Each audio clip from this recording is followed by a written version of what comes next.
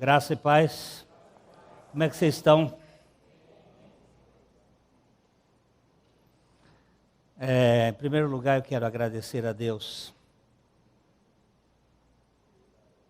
o afeto, o carinho dos irmãos. Durante esse tempo, eu recebi alguns abraços bem calorosos e eu queria agradecer aos meus irmãos por esse afeto. Eu não gosto de estar falando dessas questões pessoais, mas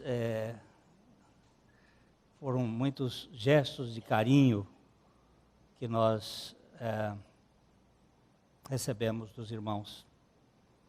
Eu quero agradecer à diretoria da igreja, que nos deu uma semana de folga, uma viagem. Eu devo dizer da minha gratidão, junto com a minha esposa, por este gesto. Eu sei que Jesus curou 10 leprosos e só um são voltou para agradecer. Os 10 foram curados e a gratidão é muito rara. E a gente acha que tem muito direito. Hoje até nós vamos falar um pouquinho sobre esse assunto. E eu louvo ao Senhor por todo esse gesto. Hoje cantaram parabéns para mim aqui pela manhã. Cantaram parabéns aqui pela manhã e quem faz 70 anos não tem mais parabéns. Já está ficando cansado, né?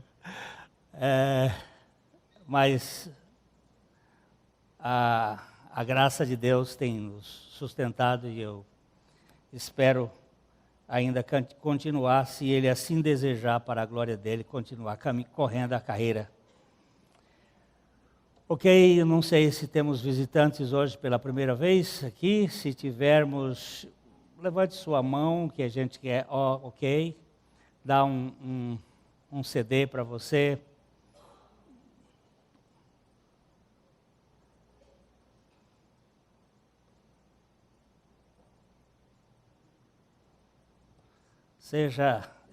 Sinta-se em casa, porque essa é a casa dos mendigos da graça de Deus.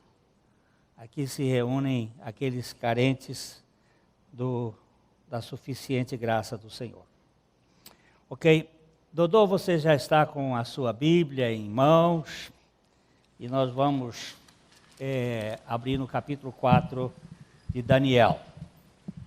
A gente vai lendo devagarzinho, espero que chegar até o final, mas ponderando alguns pontos.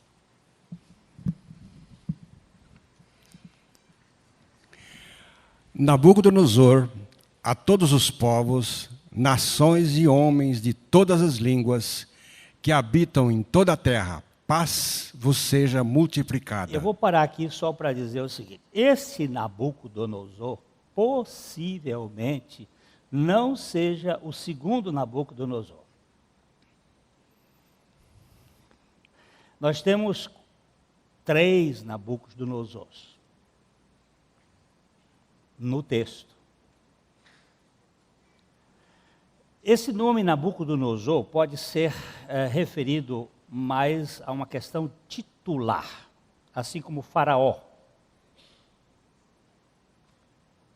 Faraó significa uma casa grande. E Nabucodonosor significa que Nebo abençoe minha coroa. Nós tivemos o Nabopolassar, que foi o primeiro Nabucodonosor, que reinou entre 625 a.C. até 605. Foi o pai do Nabucodonosor II, que ele faz parte dos capítulos 1, 2 e 3. Este Nabucodonosor aqui pode ser o Nabonito, que é um usurpador. Que o filho do Nabucodonosor, Emil-Merodach, acabou reinando muito pouco e o seu sucessor também muito pouco, e este talvez tenha sido um usurpador. E nós temos um quarto Nabucodonosor, chamado Saddam Hussein, que em 1990 se declarou o segundo Nabucodonosor, mas é como ele não conhecia a história, ele disse que ele é o segundo Nabucodonosor. Mas ele se declarou sendo o Nabucodonosor segundo. Vocês não acompanham o jornal, às vezes esquece também, mas ele se declarou Nabucodonosor e quis reconstruir a velha Babilônia. Possivelmente, a gente não tem assim, categoricamente isto. Por causa do tempo que isto está acontecendo. De 605 até 538 foi o reinado de Nabucodonosor II. Então, possivelmente, este não tenha sido o velho Nabucodonosor. E nós vamos ver por quê. Vamos andar um pouquinho mais.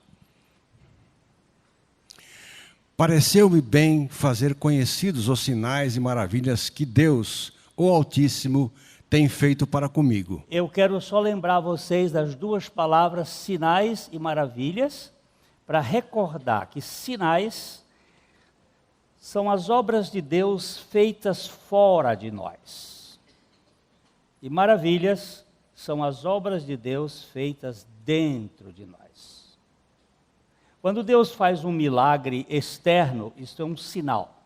Quando Deus faz um milagre interno, isto é uma maravilha. Quando Deus faz um sinal, multiplicando, transformando água em vinho, por exemplo, é um sinal. Mas quando Deus transforma um ladrão em santo, isso é uma maravilha.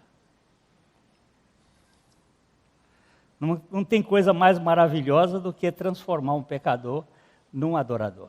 Por isso que o hino diz, das maravilhas, a maior que está acontecendo no céu e na terra é ver homens sendo transformados de filhos do diabo em filhos de Deus.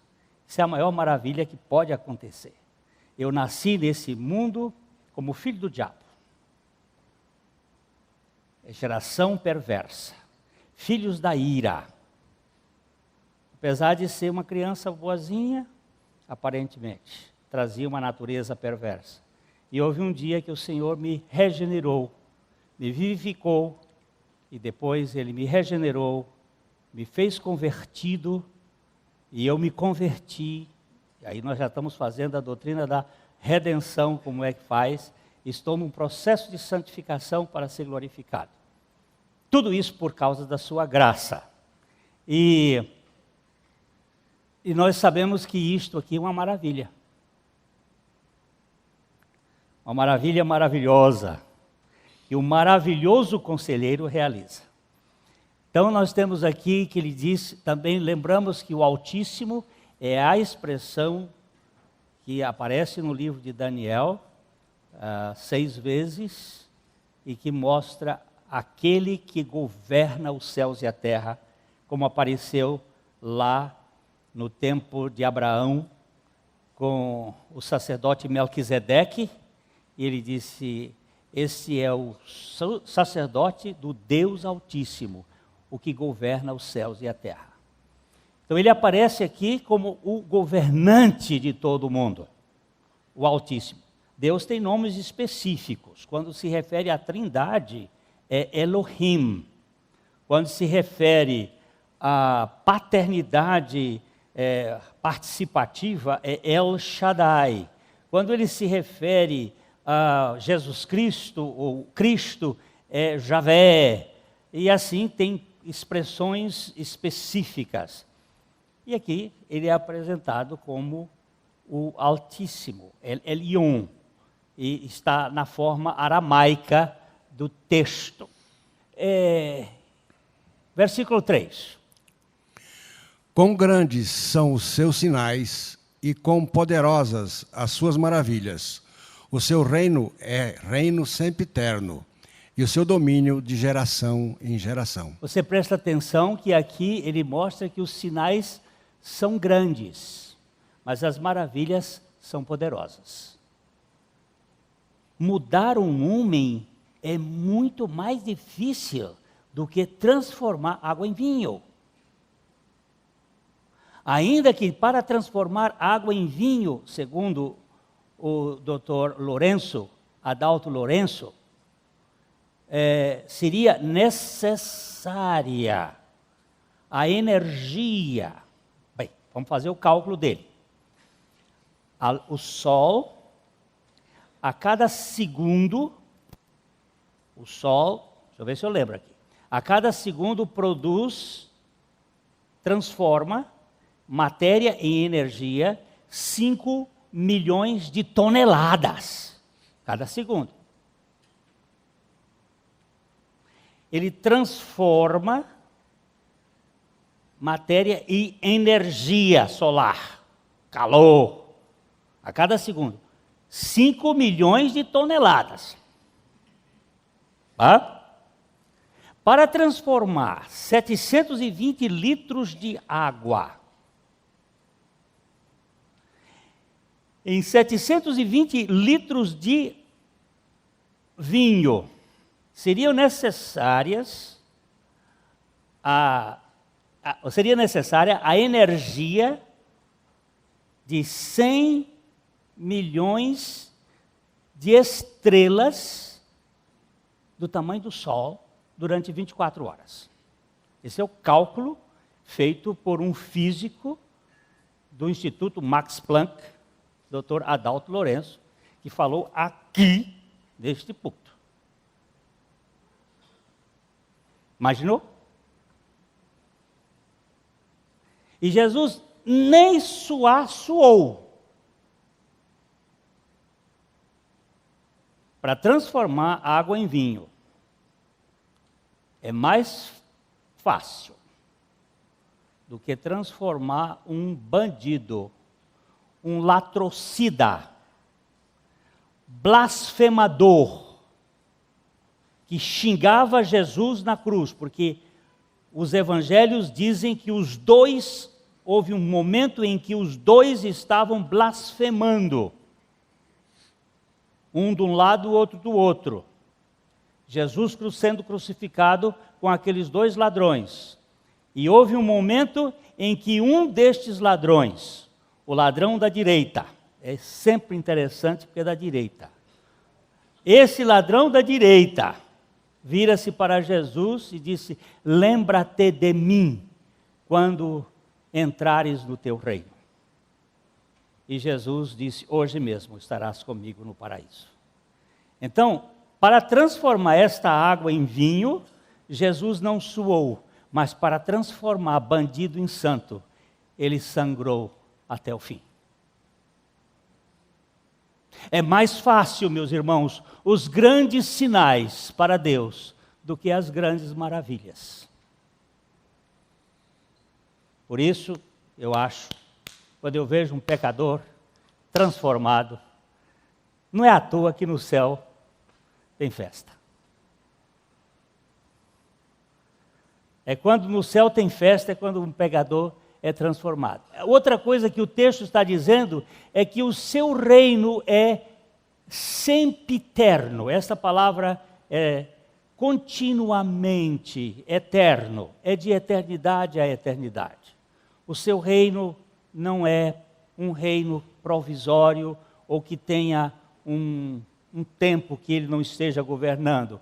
E o seu domínio é de geração em geração. Deus está governando hoje, continua governando hoje, apesar dos governantes do mundo. E eles não estão fazendo nada mais do que a manifestação dos propósitos eternos de Deus. Ok? Vamos para o versículo seguinte. Eu, Nabucodonosor, estava tranquilo em minha casa e feliz no meu palácio. Eu quero parar aqui também outra vez para dizer o seguinte: cuidado com tranquilidade. Cuidado quando você está feliz.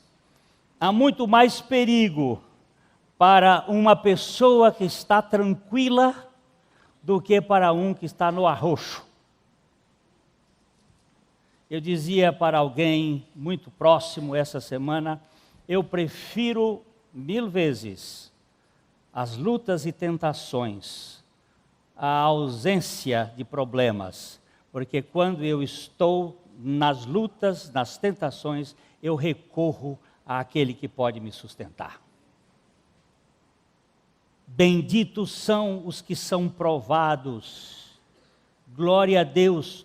Quando uma irmã me procurou contando que ela estava no torniquete, e eu comecei a dizer: oh, que bom, minha irmã. Que bom o quê, pastor? Eu digo: como não? Pois é aí que é o lugar onde a presença de Deus está mais. Como é que diz lá o Salmo 46? Quer ver se vocês se lembram? Hein? Deus, socorro. Uai, ai, ai, não é presente, é bem presente. Outra versão diz na tribulação, a outra diz na angústia. Entendeu? Você está pensando que a tribulação é por acaso? Deus tem os seus caminhos na tormenta e na tempestade, e as nuvens são o pó dos seus pés. Você quer viver onde? Num céu de brigadeiro ou num céu de turbulência, onde a presença de Deus é muito mais real? Neste mundo, Jesus não prometeu vida fácil, não, meu irmão. Ele disse: nesse mundo vocês vão ter tribulações, mas, but. Qual é a outra língua que eu vou usar aqui agora? Qualquer uma, dê uma outra. Tende bom ânimo. Ele diz: vocês não vão vencer, não. Eu venci o mundo. E a vitória de vocês é a minha vitória. Ok? Dá para ir para frente? Então, olha aqui. Cuidado quando você estiver muito feliz e muito tranquilo na sua casa. Outro dia, um irmão que está aqui me contou uma história, e ele está agora enfrentando essas lutas. Ele disse: estava na praia e eu estava vendo, mas tudo certinho, certinho, certinho. Ele está aqui hoje. Estava ótimo. E de repente começou uma avalanche. Uma avalanche. O que é isto? É o lugar onde nós podemos andar com Deus. Que lugar é este? No vale sombrio da morte.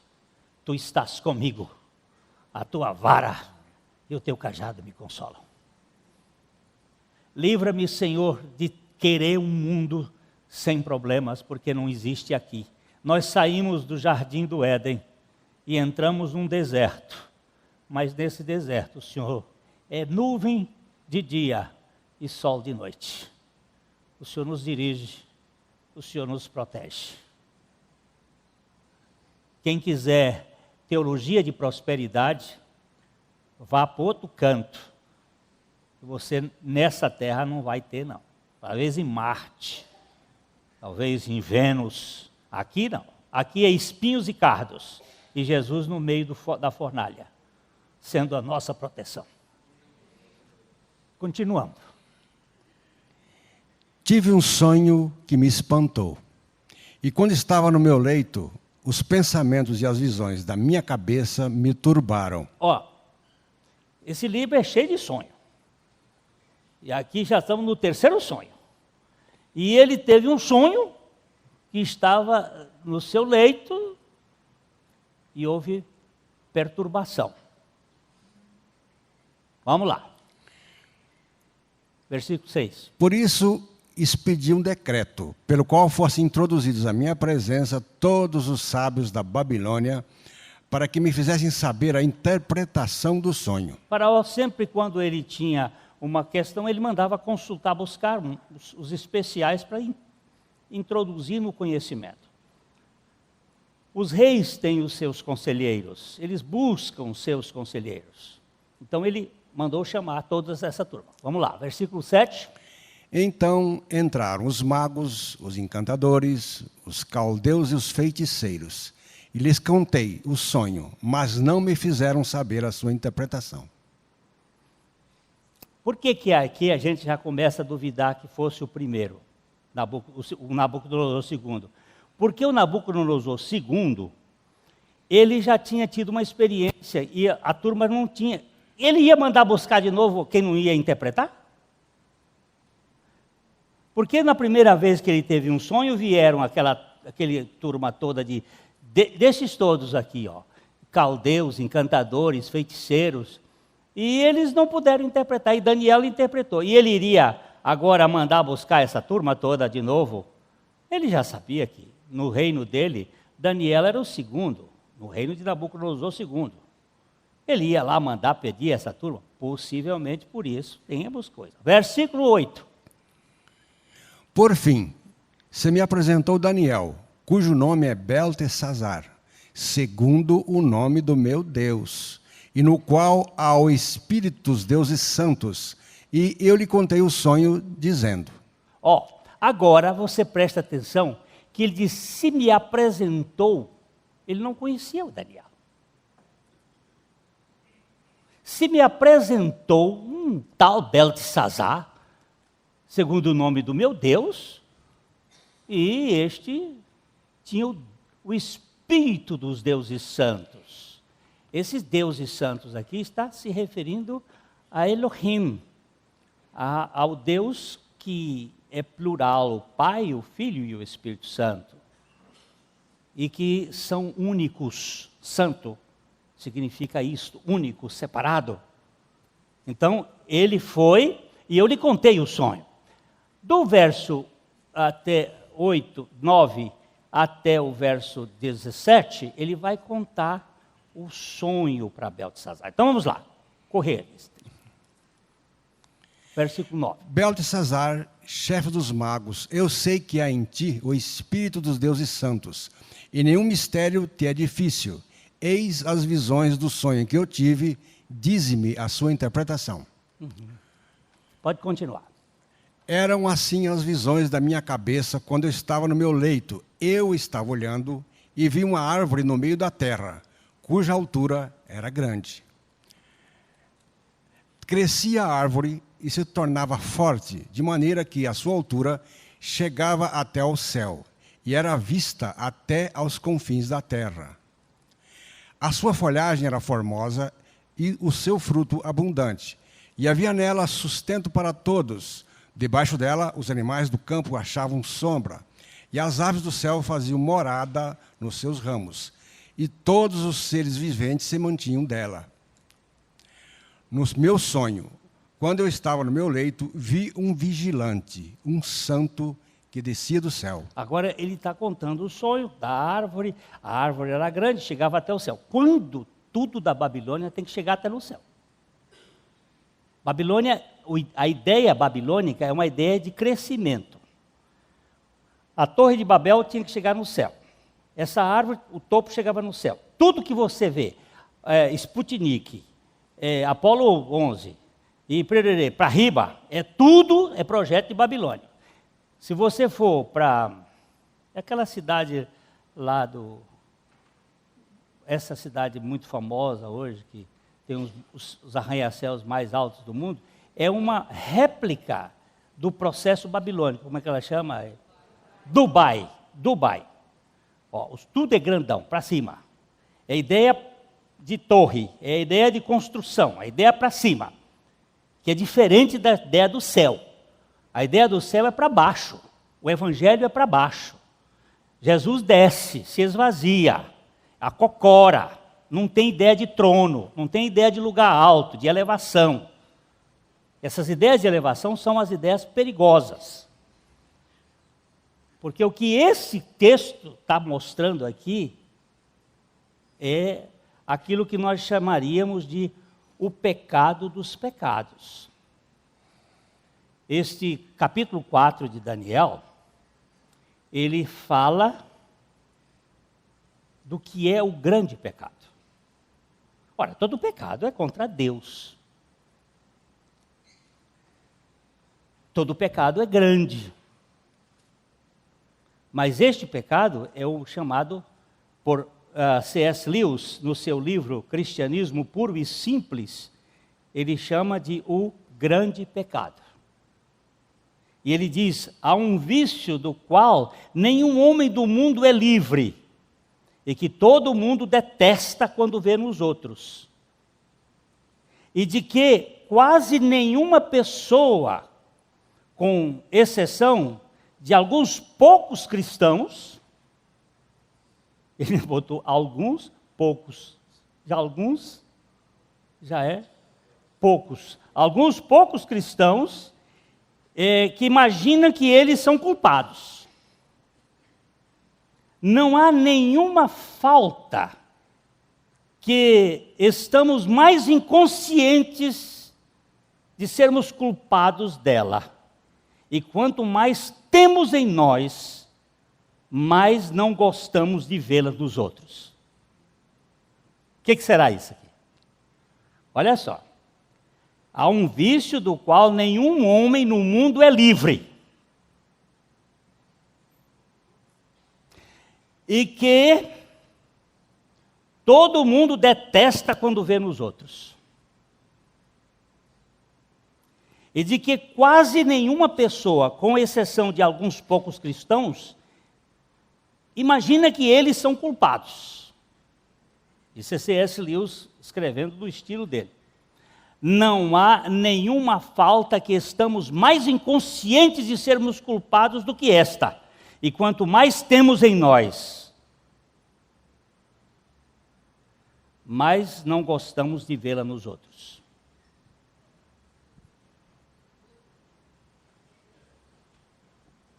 Fala que eu a escuto.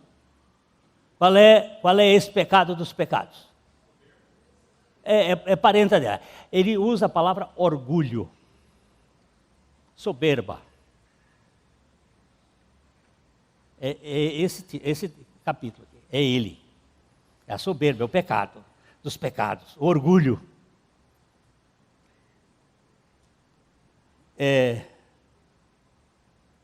Ninguém está livre dele. Esse não é um pecado de Satanás apenas, nem de Adão, e nem de Nabucodonosor apenas. Esse é um pecado de Glênio.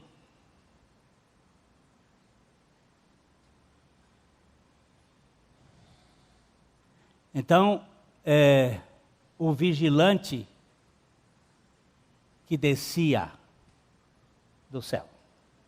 Quando você vê o movimento descendo, você vai encontrar evangelho. Quando você vira o movimento subindo, aí você tem religião, orgulho. Aí é o negócio de ensoberbamento. Para cima. Quando a gente for construir uma casa de reunião, eu gostaria que não tivesse esse troço aqui. Tivesse um buraco, para a gente ficar lá embaixo. Todo mundo ficar sentado assim, e a gente num buraco. Porque isso aqui é coisa de Babilônia, altar. Os lugares de Deus são no vale sombrio, nas covas. Veja onde estão os homens de Deus. Não estão em lugar alto. No lugar alto exibe. Adoece a gente. passarela. Vamos lá. Um vigilante, um santo, que descia do céu, clamando fortemente e dizendo: derribai a árvore, cortai-lhe os ramos, derriçai-lhe as folhas, espalhai o seu fruto, afugentem-se os animais de debaixo dela e as aves dos seus ramos. Ó, derrubar.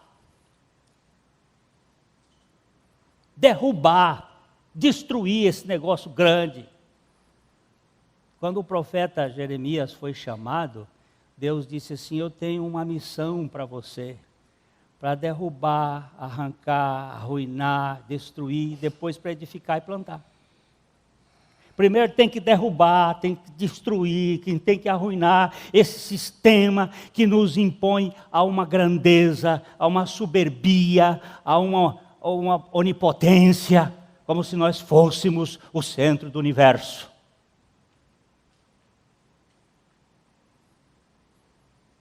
Vamos continuar aqui. Mas a cepa com as raízes deixai-a na terra, atada com cadeias de ferro e de bronze na erva do campo. Seja ela molhada do orvalho do céu, e a sua porção seja com os animais, a árvore da terra. Mude-se-lhe o coração, para que não seja mais coração de homem, e lhe seja dado coração de animal, e passem sobre ela 7 tempos.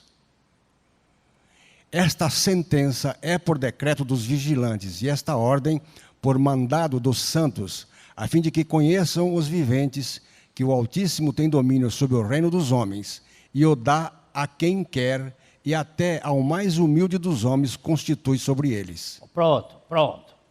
Aqui ele contou a história, o sonho, e ele disse: esta sentença é por decreto dos vigilantes, ou dos governantes dos cosmos, dos cosmocrátares, dos poderes angélicos. E esta ordem por mandado dos santos, os santos pode ser aí a Trindade, a fim de que conheçam os viventes que o Altíssimo tem domínio sobre o reino dos homens, que ele dá a quem quer, e até o mais humilde dos homens constitui sobre eles. E isso aqui, gente, o mais humilde dos homens não é outro mais do que o carpinteiro de Nazaré. É este reino contra outro reino, o reino da soberbia e o reino da humilhação. Ok?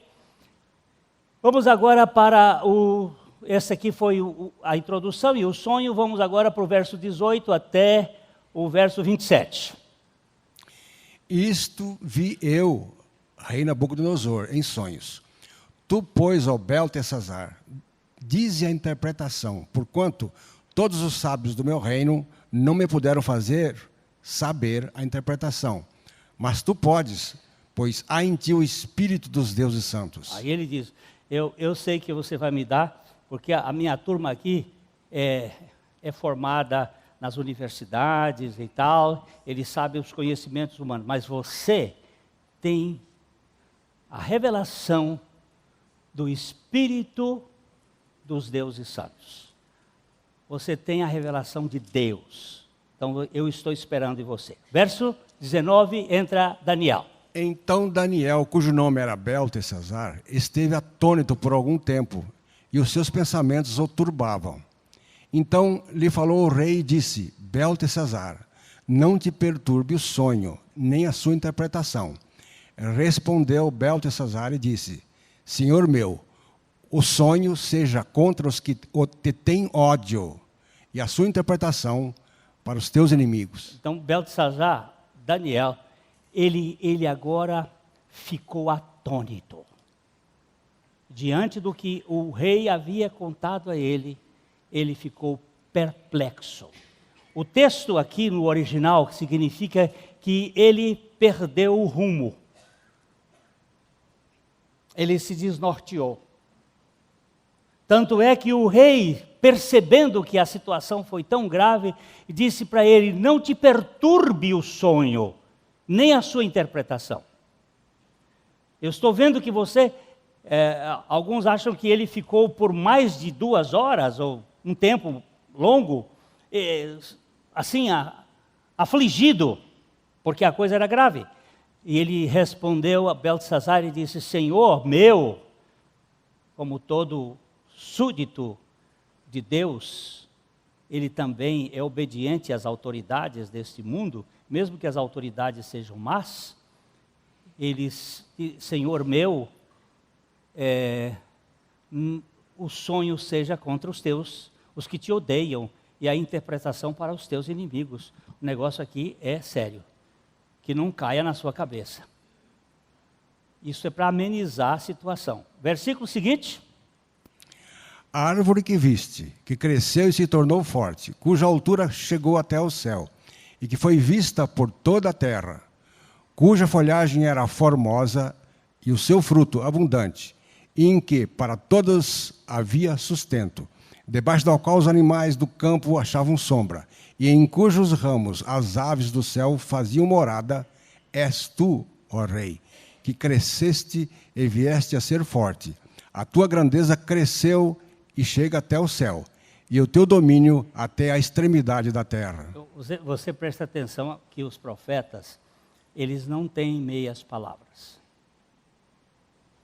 Me lembra isso aqui com o profeta Natã, quando Davi adulterou e levou à morte de Urias, e depois Deus manda que Davi vá falar Natã vai falar com Davi, e ele chega lá e faz uma história assim, dizendo: ó rei, havia um homem que tinha muitas ovelhas e gado, e havia um outro que só tinha uma ovelhinha, que comia no seu regaço, e ficava na sua casa, ele cuidava daquela ovelhinha com tanto cuidado. Aí veio um visitante na casa do rico, que tinha muitas ovelhas e gado, ele foi e mandou pegar a ovelhinha daquele que só tinha uma, e matou, e comeu, e fez um guisado, e foi uma festa, e Davi ficou enfurecido, rasgou a roupa e disse: digno de morte seja tal homem. Davi tinha 300 mulheres e concubinas, e foi pegar a única mulher do Urias, e agora ele diz: tu és este homem. A interpretação é pesada, rei, mas tu és este homem, cresceste, vieste a ser forte, tua grandeza chegou ao céu, até o céu, o teu domínio às extremidades da terra. Ó, ideia de grandeza, ideia de extraordinária. Estava agora lá em Pernambuco, passando lá para ir a uma praia, vendo Abreu a Lama, que o povo chama de Abreu e Lima, aquela refinaria que Abreu e Lima é Abreu a Lama, 22 estádios de futebol, orçado em 2 bilhões, já está em 20 e tantos, e diz que não termina com 60. Ali é o estômago do insaciável do poder. As grandezas, as coisas grandes, magnânimas, estupendas, magníficas. Tua grandeza cresceu, chegou até o céu, teu domínio à extremidade da terra. Essa grandeza é perigosa. Isso traz problema. Continua. Quanto ao que viu o rei, um vigilante e um santo que descia do céu, e que dizia: cortai a árvore e destruía, mas a cepa com as raízes deixai na terra, atada com cadeias de ferro e de bronze, na erva do campo, seja ela molhada do orvalho do céu, e a sua porção seja com os animais do campo, até que passem sobre ela 7 tempos. Esta é a interpretação, ó rei, e este é o decreto do Altíssimo, que virá contra o rei meu senhor.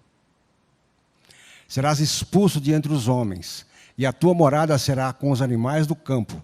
E dar-se-ão a comer ervas como aos bois, e serás molhado do orvalho do céu. E passar-se-ão 7 tempos por cima de ti, até que conheças que o Altíssimo tem domínio sobre o reino dos homens e o dá a quem quiser. Quanto ao que foi dito, que se deixasse a cepa da árvore com as suas raízes, o teu reino tornará a ser teu, depois que tiveres conhecido que o céu domina. Opa! Pode ir até, pode lá. Portanto, ó rei, aceita o meu conselho e põe termo, pela justiça, em teus pecados e em tuas iniquidades, usando de misericórdia para com os pobres, e talvez se prolongue a tua tranquilidade. Senhor rei, vamos voltar aqui para o verso 25.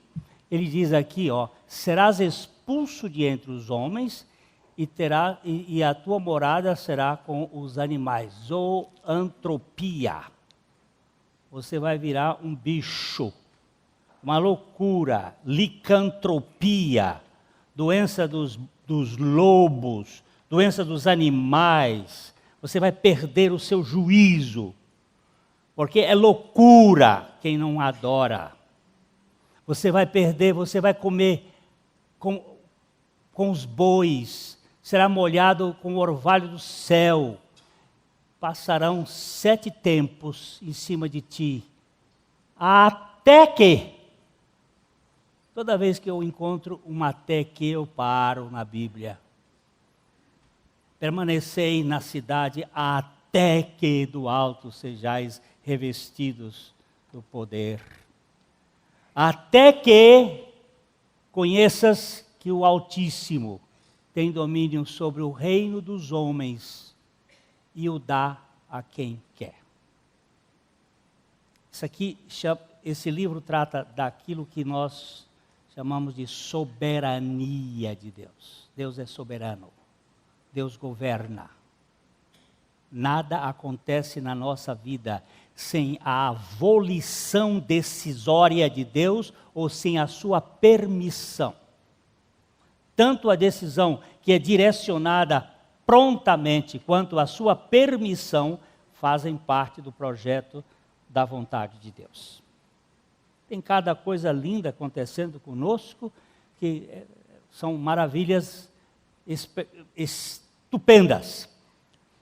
O versículo 26, ele diz, quanto ao que foi dito, que se deixasse a cepa, o tronco, a árvore com as suas raízes, no seu reino, depois que tiveres conhecido o que o céu domina. Deus sempre dá chance para o homem, e Ele está trabalhando para quebrar o homem, para cortar a sua arrogância, para tirar os seus galhos, a sua onipotência. E aí no verso 27, que é ele dizendo, portanto, ó rei, aceita o meu conselho. Está na hora do arrependimento. Põe termo pela justiça. E aqui, quando a gente vê a palavra justiça, que sempre guarde que a justiça de Deus em nós é pela pessoa de Cristo, ou pela obra de Cristo, e os teus pecados e a tua iniquidade, usando de misericórdia para com os pobres, e talvez se prolongue a tua tranquilidade. Versículo seguinte, o verso 28. Todas estas coisas sobrevieram ao rei Nabucodonosor. E todas essas coisas sobrevieram. Mas preste bem atenção no verso 29. Ao cabo de 12 meses, passeando sobre o palácio real da cidade de Babilônia. Quanto tempo passou? 12. Deus não é imediatista. Deu 1 ano de prazo para ele se arrepender. Volta lá no verso 9. Ao cabo de 12 meses. Às vezes a gente comete um pecado e Deus dá um tempo para o arrependimento. Deus sempre é misericordioso. E Ele é longânimo, não querendo que ninguém pereça, mas que cheguem ao arrependimento. Então você vê aqui, ao cabo de 12 anos, passeando sobre o palácio real, a cidade da Babilônia. Possivelmente essa fosse Tamar, a cidade de Tema, e ele estava naquele auge, na beleza, conquistou o Egito, conquistou a Síria, conquistou a Medo-Pérsia, estava no poder, dominando, era o maioral do mundo, tranquilo, esqueceu do sonho. Naquela noite, verso 30. Falou o rei e disse: não é esta grande Babilônia que eu edifiquei para a casa real, com o meu grandioso poder e para a glória da minha majestade?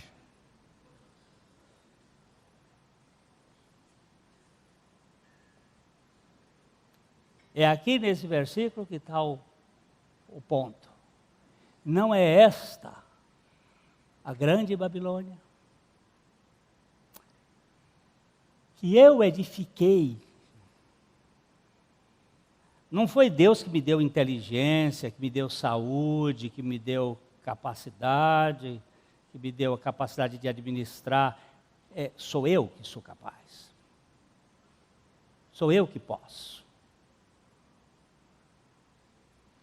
Para minha casa real, meu grandioso poder, para a glória da minha majestade.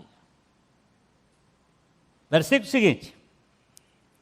Falava ainda o rei quando desceu uma voz do céu: a ti se diz, ó rei Nabucodonosor, já passou de ti o reino. O vigilante veio, uma voz do céu, a ti diz, ó rei Nabucodonosor, já passou de ti o teu reino. Versículo seguinte. Serás expulso de entre os homens, e a tua morada será com os animais do campo, e far-te-ão comer ervas como os bois, e passar-se-ão 7 tempos por cima de ti, até que aprendas que o Altíssimo tem domínio sobre o reino dos homens, e o dá a quem quer. Você prestou atenção que 3 vezes nesse texto até aqui, ele diz que o Altíssimo tem domínio sobre o reino dos homens e o dá a quem quer?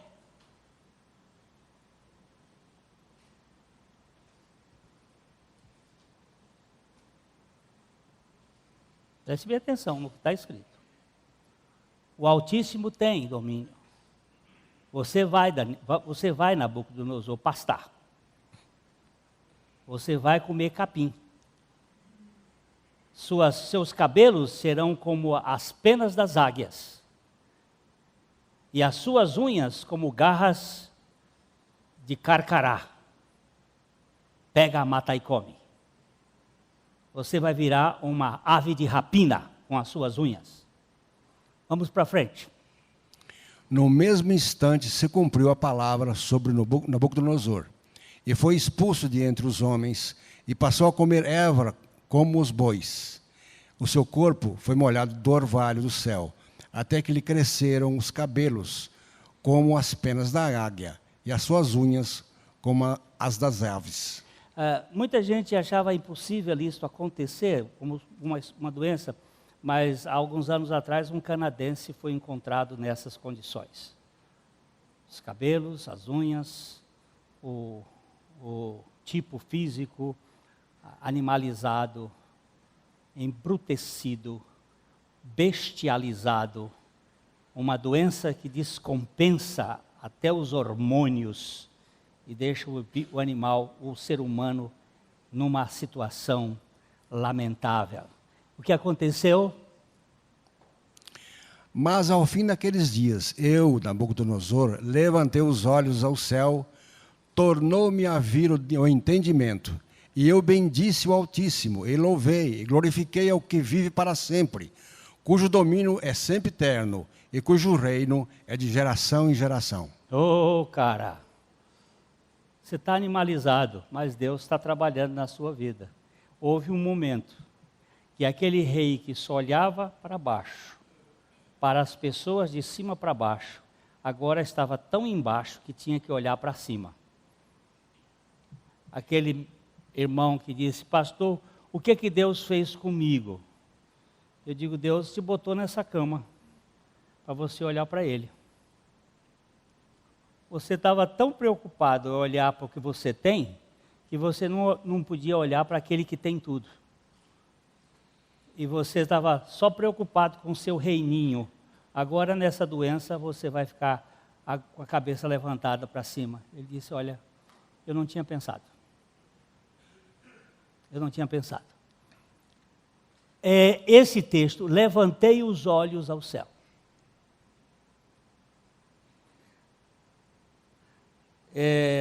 Eu vou parar aqui para entrar num outro texto, depois a gente tem que voltar, porque não dá para acabar isso aqui hoje, não der. Mas eu queria ir para Lucas, capítulo 16, 19. Jesus contou uma parábola. Essa parábola é a parábola que Jesus contou de um rico e um Lázaro, que acabou ficando como sinônimo de desgraçado, lazarento. O sujeito que sofria, o mendigo, que comia das migalhas que caíam lá do rei, do rico. E vamos ler o texto todo, vamos ficar em Bíblia. Eu só vou comentando aquilo que for necessário, mas vamos ver o que o texto bíblico diz. Lucas 16, 19 a 31. Ora, havia um certo rico que se vestia de púrpura e de linho finíssimo, e que todos os dias se regalava esplendidamente. Havia também certo mendigo chamado Lázaro, coberto de chagas, que jazia à porta daquele. Essa palavra jazia, volta aqui, a palavra jazia é a mesma palavra para aqui jaz, de lápide, está no chão, está sentado, está depositado ali, aqui, embaixo. O rico passava, olhava de cima para baixo, viu?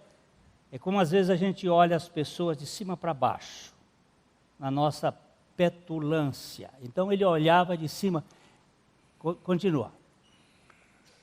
E desejava alimentar-se das migalhas que caíam da mesa do rico, e até os cães vinham lamber-lhe as úlceras. Preste atenção que coisa mais triste. A única pomada que ele tinha nas suas úlceras das pernas era a língua dos cães.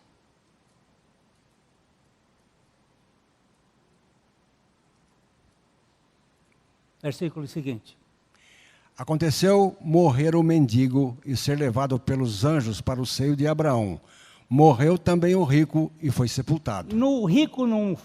O pobre não foi para o seio de Abraão porque era pobre. Ele foi para o seio de Abraão porque ele creu na misericórdia do Deus de Abraão. Porque ninguém vai por ser pobre e ninguém vai para o inferno por ser rico. Nós vamos para o céu por causa da misericórdia de Deus e a conversão do nosso coração. E vamos para o inferno por causa do nosso orgulho.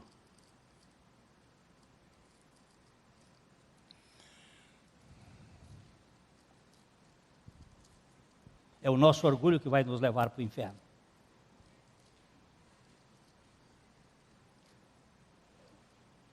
A fé é sinal de mendigo. Daquele que estende a mão para pedir a esmola da graça. Continua. No inferno, estando em tormentos, levantou os olhos e viu ao longe Abraão e Lázaro no seu seio. Agora não podia descer mais, ele levanta os olhos. Passou a vida toda olhando de cima para baixo. Agora no inferno, porque inferno é céu, segundo a Bíblia, todo joelho se dobrará nos céus, na terra e nabaixo da terra, nas regiões inferiores da terra. Sei lá onde fica isto. No inferno, estando em tormentos, levantou os olhos e viu ao longe Abraão e Lázaro no seu seio. Mas era tarde. Era tarde. Você tem um tempo.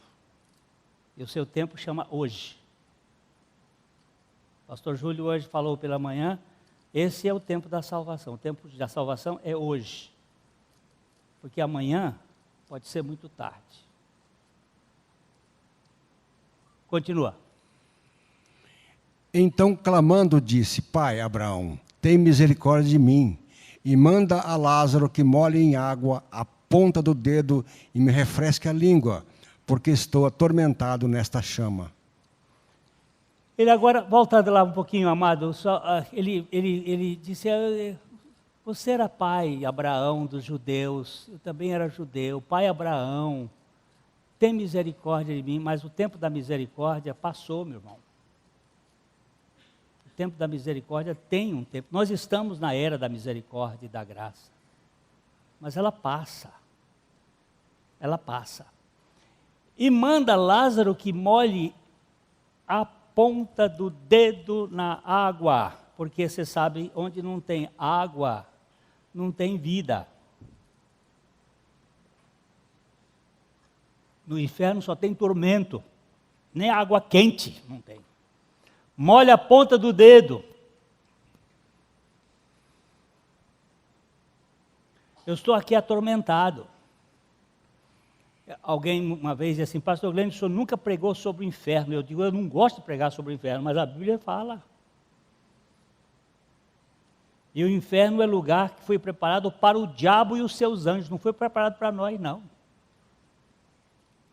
E vai para o inferno quem não se põe adiante do Senhor, crendo que o Senhor é suficiente para salvá-lo. É o orgulho que faz isso. Ok? Vamos lá, vamos caminhar mais um pouquinho. Disse, porém, Abraão, filho, lembra-te de que recebeste os teus bens na tua vida, e Lázaro igualmente, os males. Agora, porém, aqui, ele está consolado, tu em tormentos. Você recebeu o que tinha nesta vida, nessa sua psique. Você recebeu o que você queria, você se investiu nisso e você recebeu. Agora, só teve males, porém, o sofrimento aqui na terra com Jesus é melhor do que o sofrimento, do que não ter sofrimento aqui na terra e ter que passá-lo pelo resto da eternidade no inferno. Por favor, vamos continuar. E além de tudo, está posto um grande abismo entre nós e vós, de sorte que os que querem passar daqui para vós outros não podem, nem os de lá passar para nós. Não tem passagem, não tem. Você tem que ouvir agora, aqui, nesse tempo. Depois não tem mais jeito. Não tem purgatório, não tem reformatório, não tem jeito de conquistar quem passou. Está definido.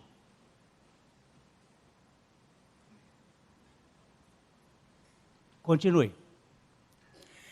Então replicou, pai, eu te imploro que o mandes à minha casa paterna.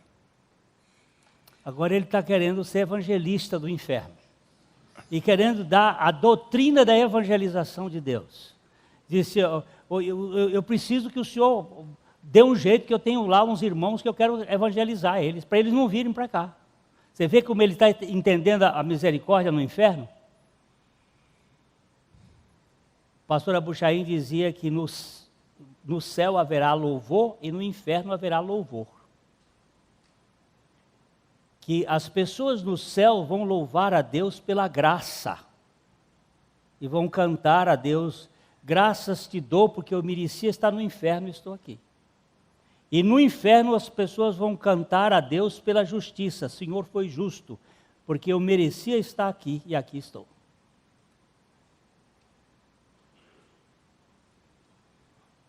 Ninguém vai ficar sem adorar a Cristo, porque todo joelho se dobrará nos céus, na terra e nas regiões inferiores da terra. Se é uma coisa que o pecador vai aprender é ser quebrantado no inferno. Mas só que não tem mais jeito. O tempo de quebrantamento é agora. Vamos lá. Porque tenho 5 irmãos, para que lhes dê testemunho, a fim de não virem também para este lugar de tormento. Verso 29. Respondeu Abraão, eles têm Moisés e os profetas, ouçam-nos. Vocês têm aí a palavra de Deus, ouça. Ouça. Moisés e os profetas estão lá. Continue. Mas ele insistiu: não, pai Abraão, se alguém dentre os mortos for ter com eles, arrepender-se-ão. Mas ele insistiu. Sim. Abraão, porém, lhe respondeu: se não ouvem a Moisés e aos profetas, tampouco se deixarão persuadir, ainda que ressuscite alguém dentre os mortos. e aconteceu exatamente isso, que quando Jesus ressuscitou dentre os mortos, eles não deram ouvido a Jesus. E pelo contrário, a turma deles tentou provar por A mais B que Jesus nunca ressuscitou e pagaram soldados para dizer que aquilo foi um embuste. Isto mostra que a salvação de Deus é promovida por Deus e realizada por Deus naqueles que Ele quer quebrantar o coração.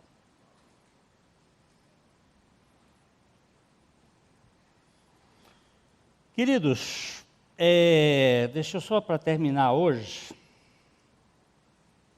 Provérbios 3, 34. Provérbios 3, 34.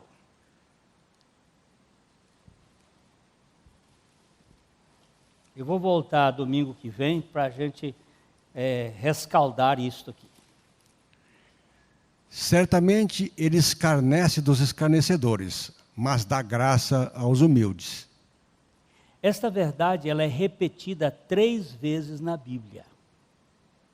Ela é repetida, ela é dita aqui em Provérbios, depois ela é repetida em Tiago 4, 6, eu vou ler, Dodô. Tiago 4, 6, ele diz: antes ele dá maior graça, pelo que diz, Deus resiste aos soberbos, mas dá graça aos humildes. Eu quero contar uma pequena historinha aqui, rápida. 2 talvez, para terminar. Uma foi de Charles Colson. Este moço de família evangélica nos Estados Unidos, ele se tornou um portento em termos de conhecimento pela Universidade de Harvard. Ele estudou, se tornou conselheiro especial do presidente Nixon. Foi um cara que conhecia os ditames da religião, da igreja, mas se tornou muito elevado, muito orgulhoso. Ele chegou a dizer na sua autobiografia que ele foi o homem que naquela época do governo Nixon conseguia abrir a porta do gabinete da Casa Branca sem bater. Porque ele era ouvido diretamente pelo presidente, que foi um bom presidente no primeiro mandato, um homem sério, mas que se envolveu naquilo que os Illuminatis montaram para ele. E o Nixon caiu no Watergate. E o Colson foi para a prisão, porque lá vai. A diferença de lá e aqui, que os bandidos de lá, os criminosos, os que cometem crime, vão para a cadeia, seja ele quem for. E aqui, você vê o negócio, a turma está fazendo o que faz e tem habeas corpus, e tem por favor, gente, ore por esse Moro aí. Ore por esse juiz. Este homenzinho precisa das nossas intercessões, porque ele é tinhoso, viu? Uma coisa que ele tem é paciência, e outra coisa que ele não tem exibição. Você nunca viu um retrato dele. E o Chuck, o Charles, foi para a cadeia, e ficou 10 anos na cadeia. Só que lá na cadeia, ele encontrou Jesus. Deixa eu citar a frase dele aqui, que eu acho muito importante.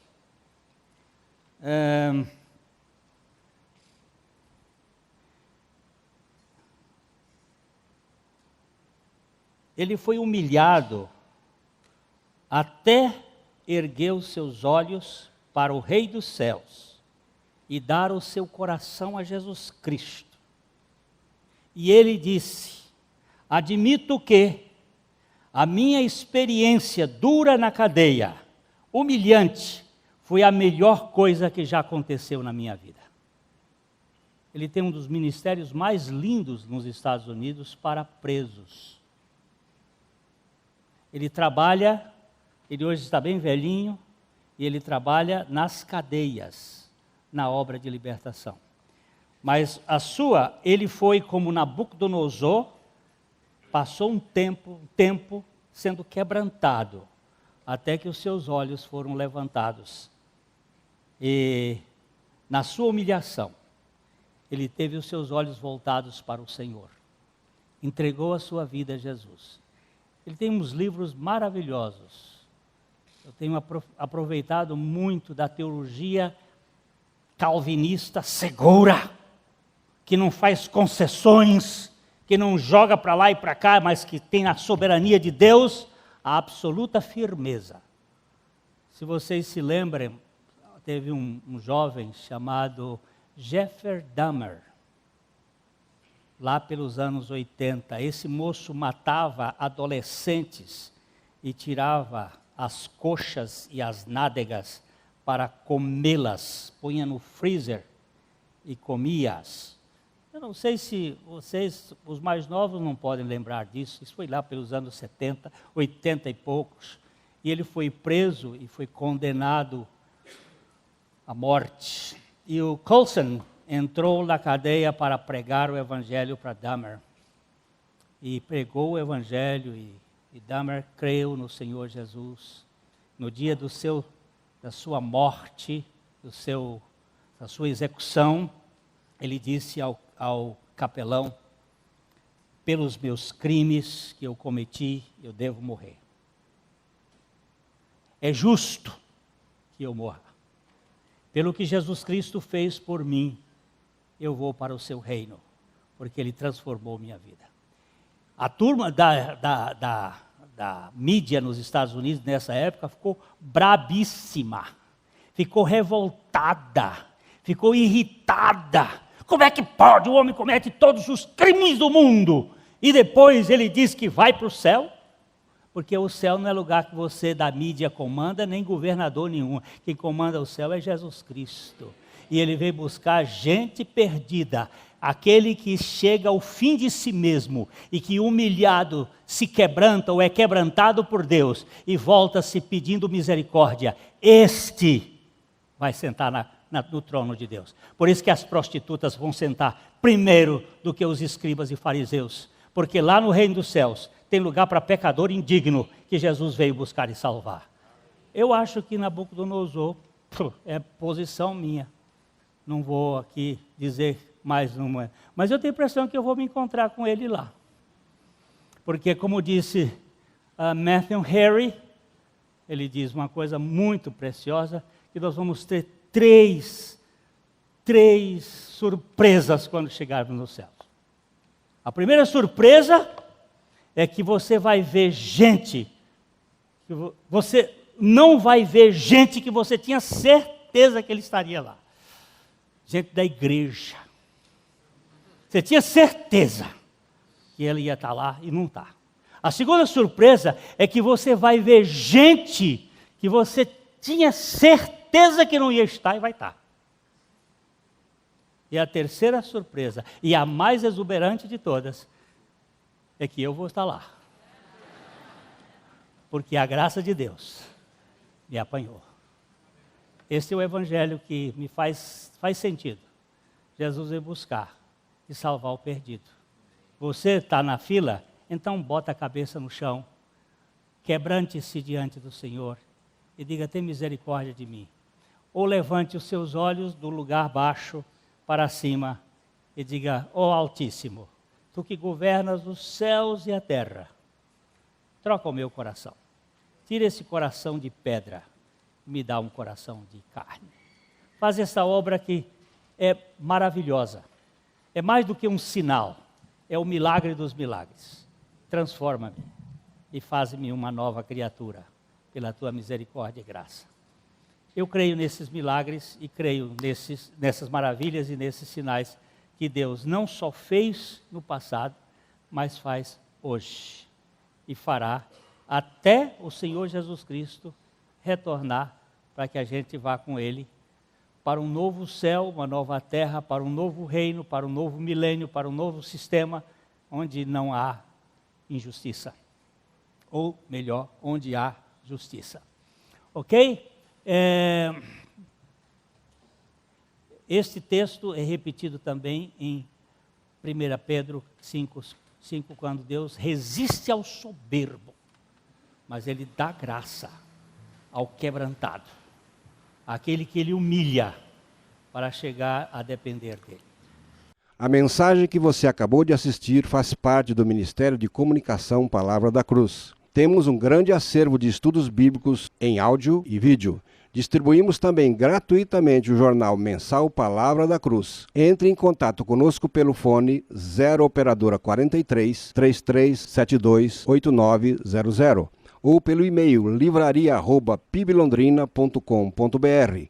Visite-nos pelo site www.livrariapiblondrina.com.br ou acesse www.piblondrina.com.br. Graça e paz.